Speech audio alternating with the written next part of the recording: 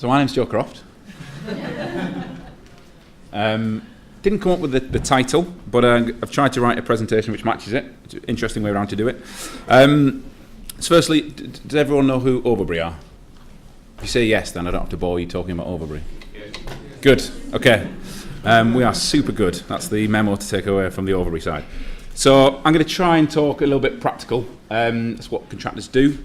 So I'm going to do a little bit of context, talk a bit about what you want to achieve, hopefully get a bit of a better understanding of who's in the room. I've been through the sheet. Talk a little bit about what the options are from a wellbeing perspective. Then I've got some super accurate market research, a few key issues. I did ask the question of the panel this morning what the best feature was, and they didn't get it right, so I'm going to talk about my favourite well-building feature.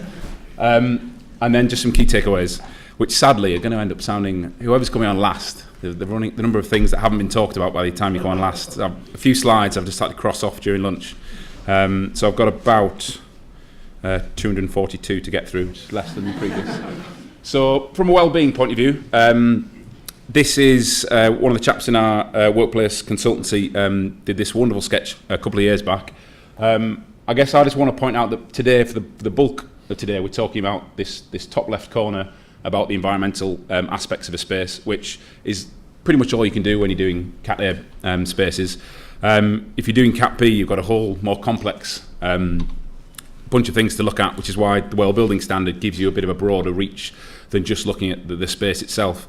But I think Paul, there were too many names this morning, I was frantically getting them. Paul at Evora, I think flagged, it was Paul, wasn't it? Yeah, nailed it. Flagged up that it's much broader than just the space you've got available, and you can provide the best space in the world, but unless someone uses that space and thinks about the kind of broader well-being implementation, then you can have the best air quality in the world, but you're still going to have a pretty miserable bunch of staff. So that's a nice place to kick off. Okay, so what do you want to achieve? It's a really engaging slide there, Joe. So from a Cat A, Cat B perspective, how many people in the room consider themselves more on the Cat A end of the agenda, and more on the Cat B end of the agenda? I mean, half of you just don't care either way. Are the rest of you both Cat A and B? Is that the conclusion I can take from that? Okay. One point, I think for some people in the room, it would be useful to explain the difference between Cat A and Cat B. Oh, does anyone not know what Cat A and Cat B are? Super. Okay, sorry. No, this put me on the spot now. So, Cat A is your traditional building services, raised access floor, nice shiny ceiling, but not an actual fit out. There's no tenant going in there. This is what a tenant will come and look at and say, this looks like a shiny raised access floor, and then they'll let the space. Then someone else comes in and does a Cat B fit out and makes it somewhere you can actually work. So ultimately, we've got two different demands. All the lovely landlord people are generally doing these lovely Cat A spaces. And at the moment, from hearing this morning, they're all trying to gauge to what extent their tenants are going to be asking them for spaces that can provide well-being. Ultimately, if their tenants say this isn't an issue for them, they're probably not going to do very much, and nor should they. And equally, if every tenant in the world is going to turn around next month and say we're only letting a space that can provide a well-building standard of gold, then landlords have got an issue because they're not ready to do that yet. So you've got two pretty different set of drivers. I think we spend a lot of time talking to both tenants and landlords. And it feels to us as though landlords are waiting for the moment when they really need to do this. And you've got tenants who are saying, well, the spaces aren't available, and it's a little bit unclear who's going to take the first leap. That's great to see some of the larger landlords deciding to get ahead of the curve and try and be ready for when it eventually kind of falls into place. There's plenty of tenants that have already read a lot of that research. The World Green Building Council report that's flagged up.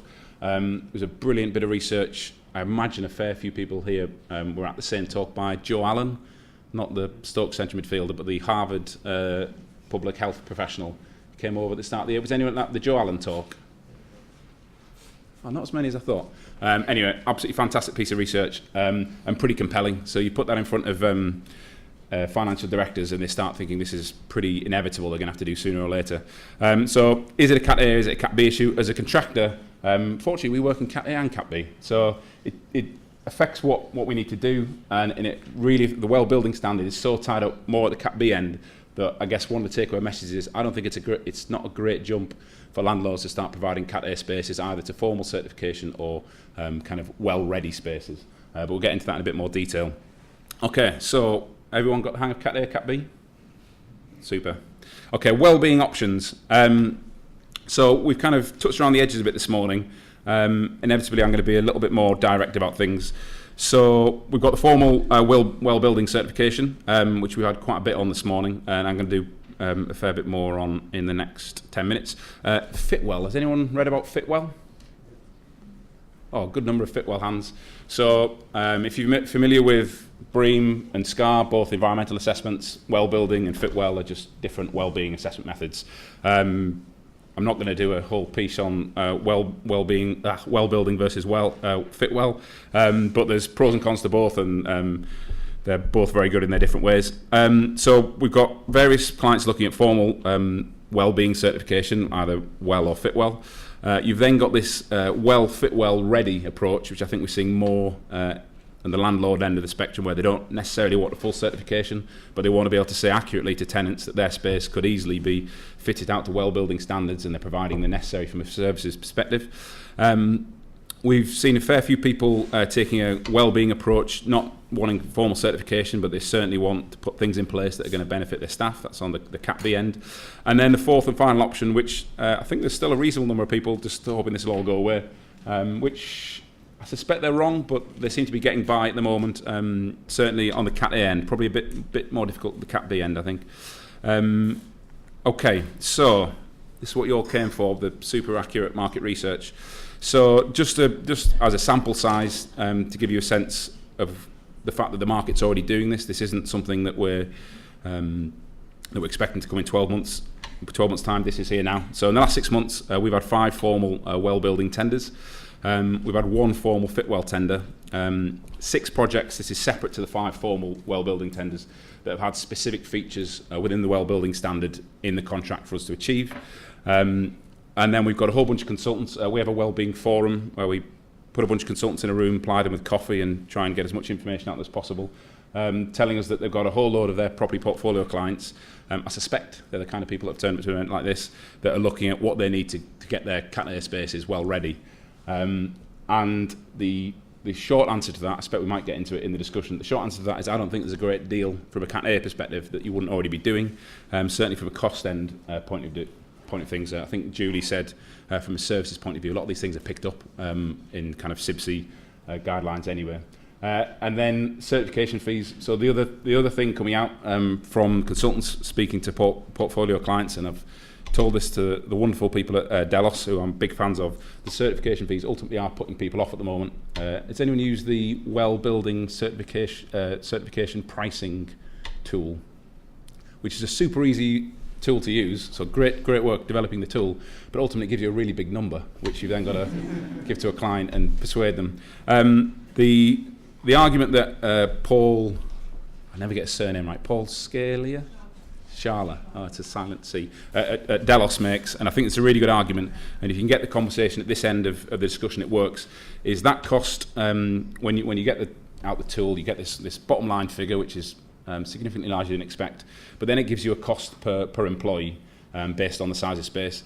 If you look at that cost as part of your capex for your fit out, it's a pretty big percentage and not something that organisations are used to spending as an additional cost to their fit out. If you take that cost and put it over towards their HR team in terms of what people are used to spending on their staff, suddenly it's a relatively small figure. It's, I don't know, depending on the size, something like £50 per head, which is certainly for large corporates is something they spend pretty easily and pretty without much thought on their staff at this end, but traditionally not in terms of their fit out. So if you're thinking about well building, you really need to have got the conversation over into the HR teams. If you're just talking to their real estate teams, these are big numbers that they're not expecting to add to their fit out costs. Okay, a bit more on my super accurate peer reviewed market research. Yes, talked about the costs from a certification point of view. Of course, everyone wants to know what the uplift in build cost is. That's probably a day's worth of presentation as it is. The other issue, and I'm sure plenty of people who've been in the room have been asked, what's the uplift in build cost for a BRE Excellent rating, or SCAR Gold, or whatever it is? And the biggest problem we have with this answer is you can price what the Sky Gold cost is, but it's uplift from where? What's your baseline? That's the bit that we always struggle with. Again, uplift in build costs from a well building standard point of view is going to be pretty significantly different from a Cat A to a Cat B. And then, depending on which features you target, and then how much ownership the client's taking. So I'm going to move on a little bit to that. And then lastly, consultant fees. From a consultant point of view, if people have been to consultants, well APs, I was really proud. We've got 2 well APs, and then Ronak got up and said they got 26. So thanks for that. Consultant fees, understandably, it's a lot of BRE assessors and lead assessors are looking at this, and because well building's so new and ultimately pretty complex, people are putting in some pretty big fees if you've seen them. Ultimately, that'll come down. So I guess I would encourage people, when you see your first well building consultant fee, not to assume that's going to be the standard. In a year or two, I'm sure people will put in less time when they get the hang of these things. Lack of certainty in the volume of tenant adopters. So this is Cat A landlords that we speak to, saying the main barrier to formal certification for them is they can spend all this time and probably a little bit of money getting their core and shell Cat A certified, and then a tenant can come along who doesn't care, and they don't know whether it's going to be a tenant that does care or does or doesn't care, and they don't know whether it's worth them taking that leap. So unless they already know the tenant's going to be, and occasionally that is the case, it's a bit of a leap for them to be doing that, unless they get to a point where half of tenants are suddenly asking for this, and then it becomes a big enough threshold. What I would say is, as I was saying, that we think the Cat A uplift is sufficiently small, that the overall risk to doing it is worth it. So I say we, got to be careful. So Joe Croft PLC thinks that the overall cost of doing a Cat A fit out with a well building standard, say of only a silver, is going to be sufficiently small for a landlord to take that punt. Certainly if they're in central London, for the kind of tenants that are going to be taking those spaces. Might be a bigger stretch if you're doing it in Middlesbrough. Existing systems. I think this is, we've had this on a few projects where people have looked at it. The lack of adaptability. If you're not changing the services significantly and you're trying to get new fine air filters in, you can have a bit of an issue. And then ultimately space. Again, depending on your approach, and certainly if you're doing core and shell, that seems less of an issue, but it has been an issue for Cat B guys to be able to provide all the things they need to when they haven't got much space to work with. Okay, so well building issues. We did this piece of work about 18 months ago where we went through the manual, sat in a dark room and delegated each of the measures to what we perceive to be designer issues, main contractor or client issues. So the lovely bit of news for us initially was there's only 11 parts for the main contractor to do. That's nice and simple. And then, of course, all the well tenders we've had so far have been pretty much fully designed, but it's a nice D&B contract where the contractor takes all responsibility for the 122 designer measures, hence the panic, and hence was needing to quickly get some well APs and a thorough understanding of this. How this works contractually, and I think, again, this is something that's putting people off, is whenever you ask a contractor to do something they're not 100% sure how to do, they just end up putting in risk. And the more risk you put in, then you're getting an inflated fee, potentially, for the service. So, again, I think as time goes on and people are more comfortable with this, that risk will come down. But if you are doing well building and you are going to put the risk onto a contractor and you aren't working with the number one contractor, then you could get yourself in some trouble. So just as an issue there from the designer point of view.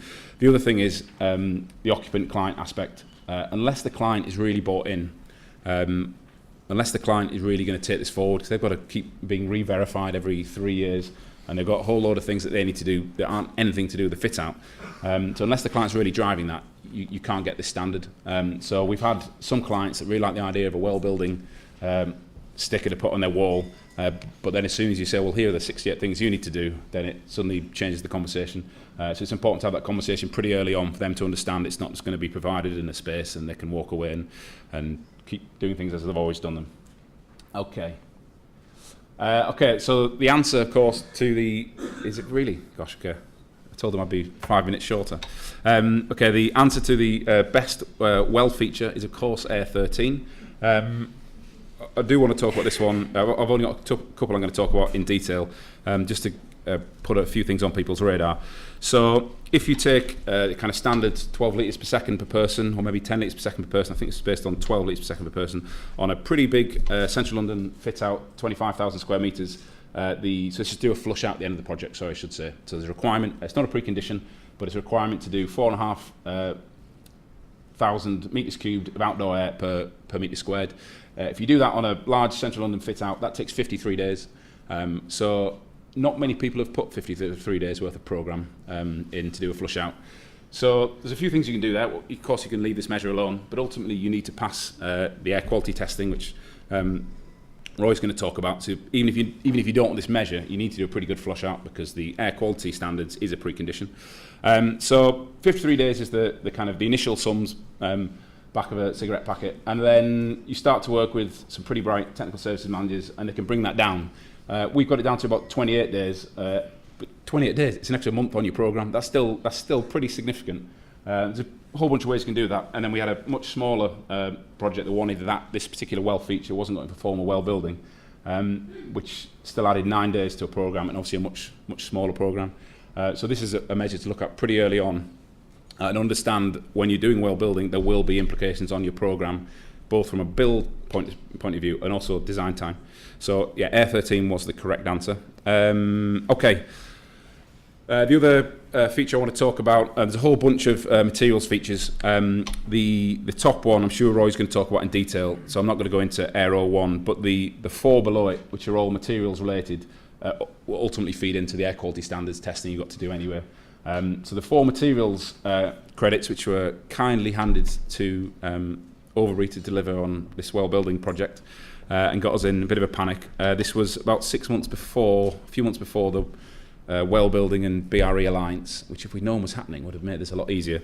So we spent a couple of weeks in a dark room trying to figure out how these standards tallied up with each other. We came up with a pretty, probably a bit admin heavy approach, but ultimately what we think we needed to do to be sure we were complying. And what we're trying to do, and I've given away the name of the client, it's public knowledge that, okay. What we're trying to do on the Deloitte project, we've got these stickers. Every material that comes to site gets checked against the list that's been checked, and the sticker goes on the material that goes on site. If it's not on the pre-approved list, it doesn't get on site, which is pretty heavy and is upsetting a fair few subcontractors. But it's our first go at this, and we think it's the only surefire way of making sure the right materials get on site. And even if, I don't know, a material got through and you might pass a feature, ultimately you've got to pass these air quality tests, which is a precondition. So we're petrified of a material getting on site, VOC is going through the roof, and then we fail the air quality testing. Hence us being pretty heavy-handed on this measure. But do look at these measures. This is over and above what we would do, what the industry does as standards. That's not going to be happening automatically. Okay, almost there. Quickly, construction pollution management is a really nice feature. It's the kind of thing that contractors should be doing anyway. It's all pretty much good practice, but it's never in any contracts, and it's rarely in many contracts, and ultimately it's down to the competence of your contractor and ultimately the competence of your mechanical contractors and a few others. So having this as a specific measure which you can put in the contract for people really forces the issue, and ultimately it's going to improve air quality. So that's a really good new measure worth highlighting. Okay, key takeaways. I've timed this pretty much bang on, eh?